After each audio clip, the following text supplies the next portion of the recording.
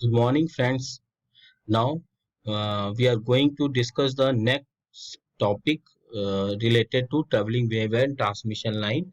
So, in today's lecture, we will continue uh, the some other topic which is related to traveling wave and transmission line. लेकिन आगे बढ़ने से पहले एक बार हम जस्ट रिव्यू कर लें कि what are the topic which have already covered in the previous lectures. So those topics are the wave equation, means how we can derive the wave equation for the voltage and the current. Then direction of the wave propagation, means how the wave is propagated from uh, one place to another place, and what will be the direction. जैसा कि पहले भी हम लोगों ने discuss किया है कि wave can be travel in any direction. So उस डायरेक्शन को एनालाइज करने के लिए हमने वेव प्रोपगेशंस को प्रीवियस लेक्चर में डिस्कस किया था. Then wave shape of voltage and current, जो हमारा वेव शेप है, बेसिकली वेव शेप को वोल्टेज का या करंट को हमने इसको दो पार्ट में डिवाइड किया हुआ है. First is in one type is incident wave and second is your reflected wave. तो incident wave and reflected wave का जो शेप है वोल्टेज और करंट का, उसको भी हम लोगों ने एक ब्रीफ डिस्कशन मीन्स किया था प्रीवियस लेक्चर में. Now in today's lecture we are going to discuss these three topics. Evaluation of surge impedance, last lecture में हम लोगों ने जब वेव इक्वेशन डिराइव किया था तो सर्ज इक्वेशन की बात की थी, that is represented by Z0 and Z0 is depending upon the two quantity, the system inductance and its capacitance. तो चाहे अगर लाइन की बात करें या किसी अदर पावर सिस्टम ऑपरेटर्स की, उसका जो अपना सर्ज इम्पिडेंस है और it is also known as a characteristics impedance. तो ये दोनों ही मीन्स कैसे हम इवेल्युएट करेंगे, उसका रोल तो हमने लोगों ने वेव इक्वेशन में देखा था, but what how we can evaluate it. Second, importance of the surge impedance, surge impedance की अपनी इंपॉर्टेंस क्या है वो हम डिस्कस करेंगे. और ट्रेवलिंग वेव, यानी एज ए ट्रेवलिंग वेव, अगर अभी तो हम लोगों ने सिर्फ बात की थी कि which type of travelling waves, voltage and the current waves are appear during the transient condition. यहाँ पर हम उसका डिटेल कैरेक्टरिस्टिक्स की बात करेंगे. So, evaluation of the surge impedance. The objective of this study is to calculating the surge impedance for overhead transmission line and calculating the surge impedance for the underground cable. Generally power transmission दो mode से होता है, overhead line से और underground cable से.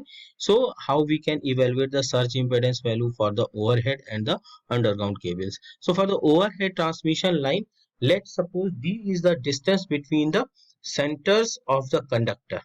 मान लीजिए हमारे दो कंडक्टर हैं, if you have two conductors and the distance between the two conductors, center point to center point. So the center point to center point distance is, suppose it is capital D, and if the small r is the radius of the conductor, and if D is greater than r, means D is very means larger than your radius value. So we can easily write L is equal to 2 into 10 to the power minus 7 ln D by R H per phase per meter. So it is a standard equation already derived in your basic fundamental electrical engineering concept. Similarly, C can be represented by the 2 pi epsilon by ln natural log D by R. So it can be further write in the form of this 10 to the power minus 9 upon 18 ln D by R farad per phase per meter. So as we know, the characteristics impedance or the surge impedance will be under root L by C. So if you put the value of L and C from here, so you can get it is equal to 60 ln D by R ohm.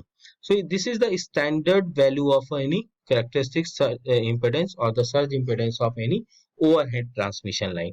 Similarly, if we find the or evaluate the surge impedance for an underground cable or a cable, so let R is the radius of the cable. Suppose capital R is representing the radius of the cable and small r is the radius of the conductor, because inside a cable there is a conductor and it is covered by some insulation. So total radius of the cable is capital R, or internal conductor radius is only small r, and so L can be represented again same equation which is in a previous. L is equal to 2 into 10 to the power minus 7 ln R by R यहाँ पर केवल हमने d by r की जगह पे r by r लिया, h per phase per meter, and the capacitance is again same, only capital D is replaced by the capital R.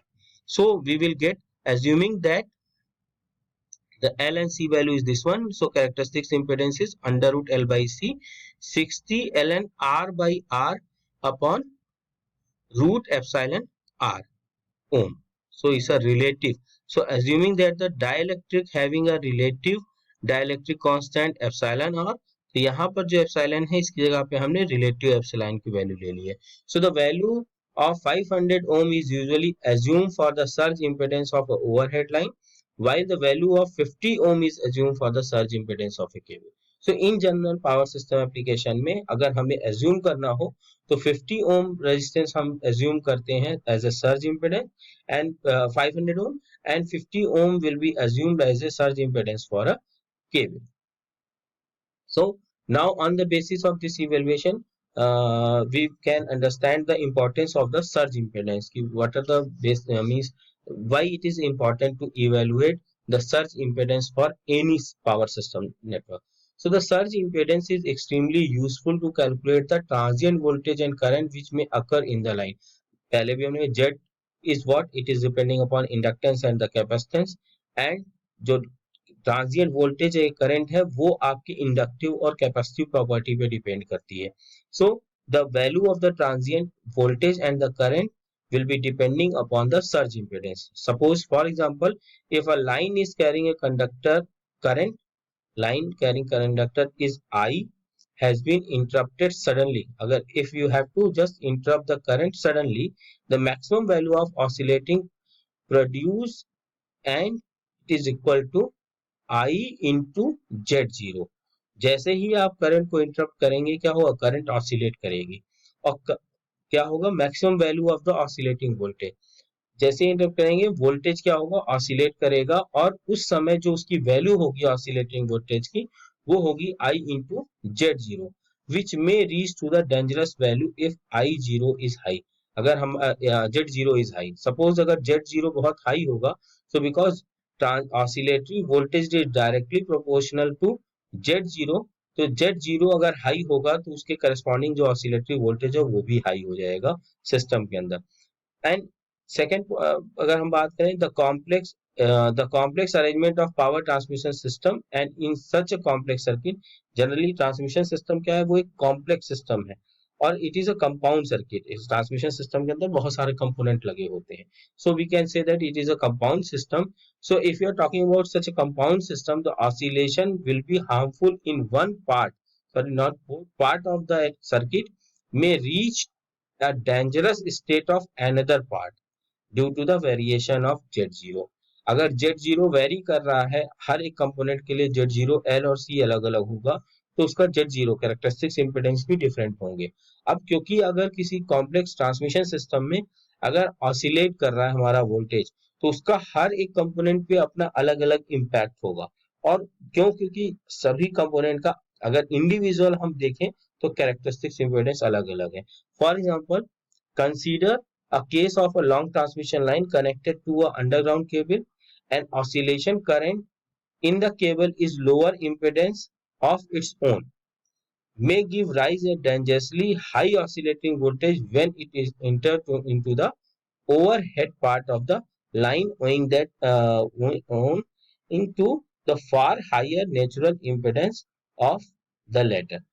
अगर मान लीजिए कोई एक ओवरहेड ट्रांसमिशन लाइन एक हमारे अंडरग्राउंड केबल से कनेक्ट है, तो ओवरहेड ट्रांसमिशन लाइन का हमने एज्यूम किया था 500 ओम, अंडरग्राउंड केबल का 50 ओम.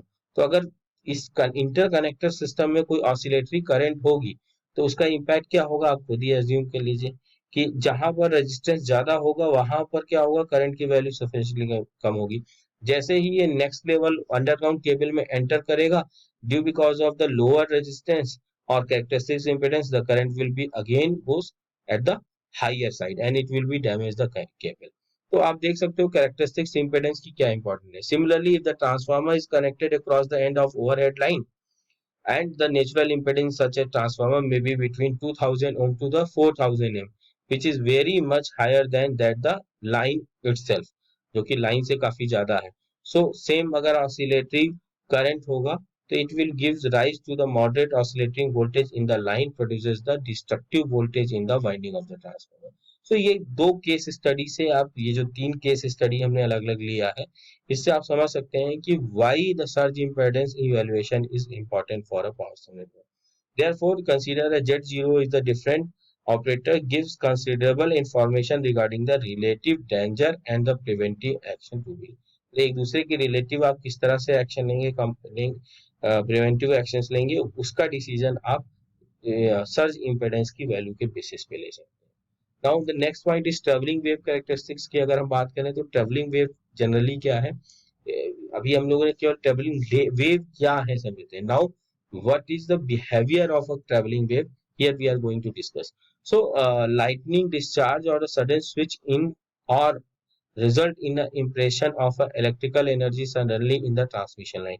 इसी तरह का sudden change, lightning discharge या sudden switching ही cause बनता है traveling wave का.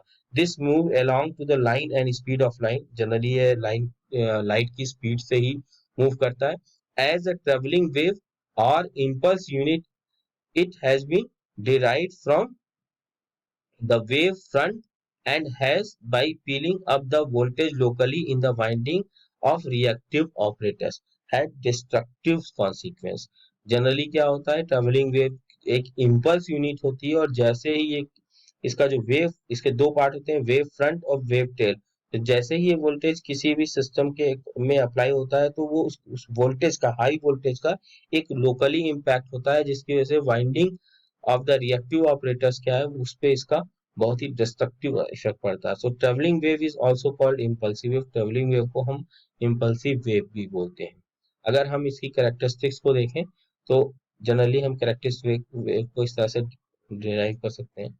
ठीक है, सपोज एक्स एक्सिस पे हमने टाइम ले लिया which is in microsecond. Travelling wave का टाइम पीरियड बहुत कम होता है. वाई एक्सिस पे हमने वोल्टेज रिप्रेजेंट कर दिया क्योंकि voltage magnitude order is very high, so kilo volt.